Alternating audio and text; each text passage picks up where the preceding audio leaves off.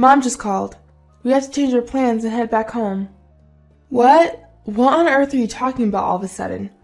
We were en route to Hawaii for a family vacation, but the moment we landed at the airport, my husband dropped a bombshell. My top priority is always my mom. That's it. I'm going back home alone. Leaving our daughter and me behind, he really was going to head back to her hometown from this vacation spot. My name is Bella. I'm 30 years old. I've been married to Lowell for 7 years. When we got married, Lowell said, "I want you to become a homemaker." And since then, I've been supporting the family as a full-time housewife. We have a daughter named Elena, who's about to turn 4. She's adorable, and I love her very much.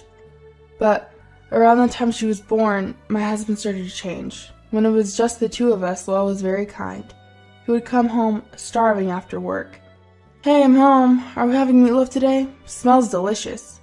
"Welcome home. It's almost ready. Go wash your hands." "Got it. I'll hang up my suit and wash my handkerchief too." "Sure, thank you." He was like this, very cooperative with housework. He had the habit of at least taking care of his own things. But ever since our daughter was born, it's as if he reverted back to being a child. I wonder if it's because I focused so much on taking care of our daughter that I had less time to care for him. The frequency of inviting his stepmother to our house increased, and he even started to berate me. Just like today, he complained constantly with his stepmother. "Hey Bella, how come there's no cake or anything when my mom is here?" I didn't know your mom was coming. You didn't tell me." "Ugh, then go buy some now. It's rude to my mom. Right, Mom?" Prompted by my husband, his stepmother also joined in blaming me. "Yeah, really, why can't you be more considerate, Bella? Lowell is so kind." I apologized. "I'll go buy some right away." "By the way, could you please refrain from getting cakes from the convenience store? I can't handle anything that's not from a cake shop and costs at least $5, she said. "Yeah, right. Just the other day she was chowing down on a bunch of cream puffs that were on sale at the supermarket." Biting my tongue, I headed to the cake shop with my daughter.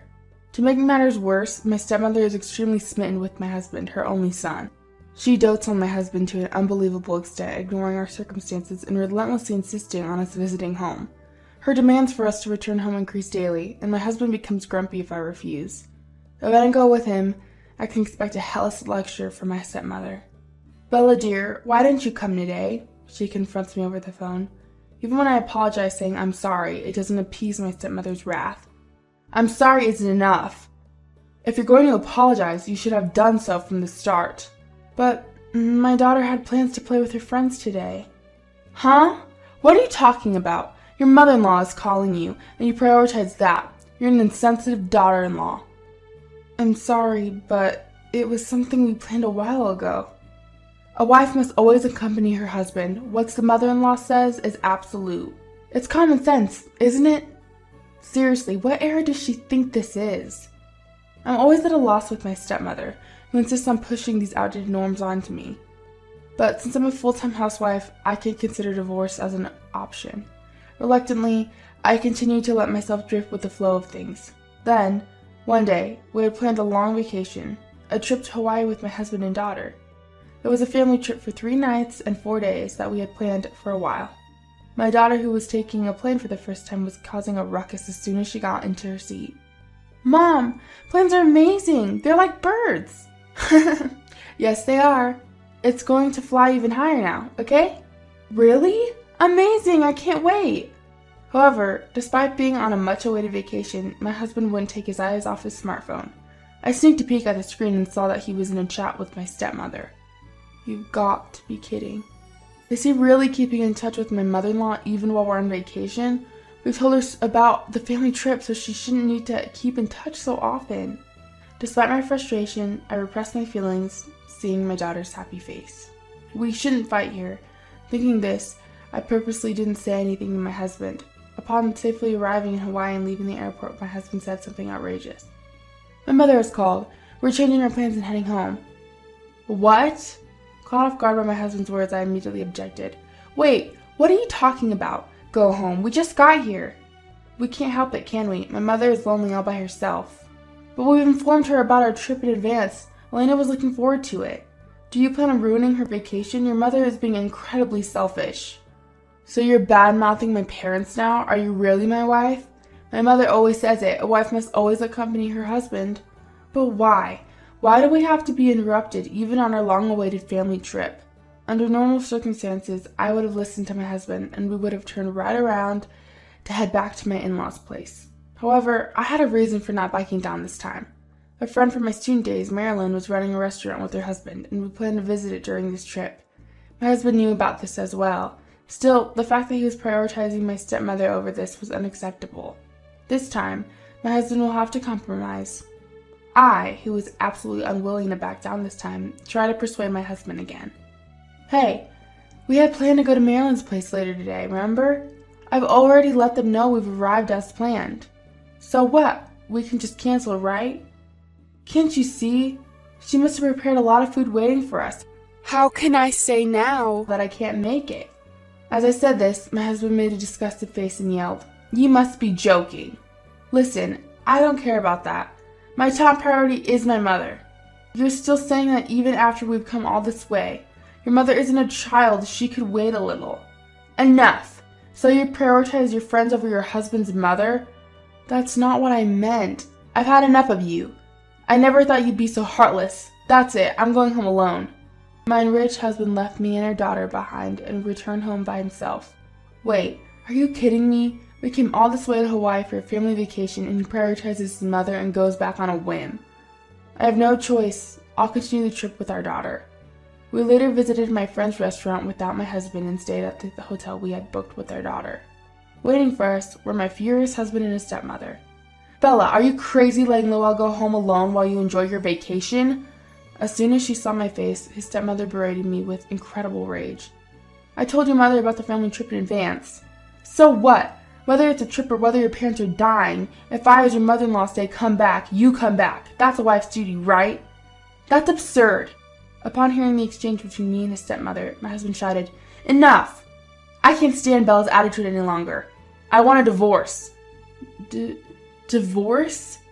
I was surprised and opened my eyes wide. Wait a minute, suddenly talking about divorce? Shut up, you don't show enough respect to me and my mother. I'm done with you. You're joking, right? We have Elena, what are you saying? I'll live with my mother. You do whatever you want. Don't ever show up in front of me and my mother again. Saying that, my husband threw divorce papers at me. Stunned by the sudden situation, the stepmother stuck a nail in my side. That's right. Divorce him right now. A good-for-nothing wife like you doesn't deserve Lowell. Even your daughter who looks just like you isn't cute at all. Get out of here. But, even you, mother-in-law. My parents have already entered a facility and my childhood home has been sold. As a housewife, if I were kicked out of the mansion under my husband's name, I would have nowhere to go. But no matter how hard I tried to persuade him, my husband and his stepmother would not change their minds. As a result, I was forced to stamp the divorce papers. After that, the divorce was finalized and the condition that he pays child support. Since the stepmother, who sold her own house, moved into our house, my daughter and I were kicked out of the mansion. Phew, finally, no more troublemakers.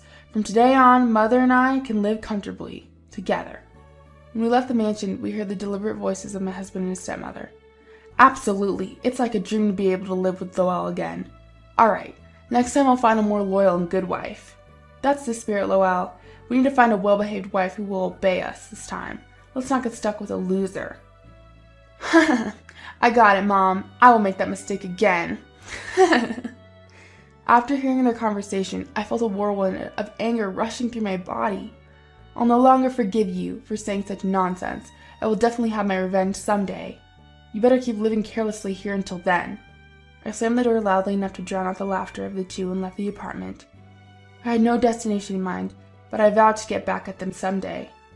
I held my daughter's hand and headed to the nearest family restaurant, while wondering what to do next. I got a call from my friend Marilyn. "Hello, Bella. Thanks for the other day." "Marilyn, I'm the one who should apologize. My husband was supposed to come with us." "No problem at all. How are your husband and your mother-in-law doing?"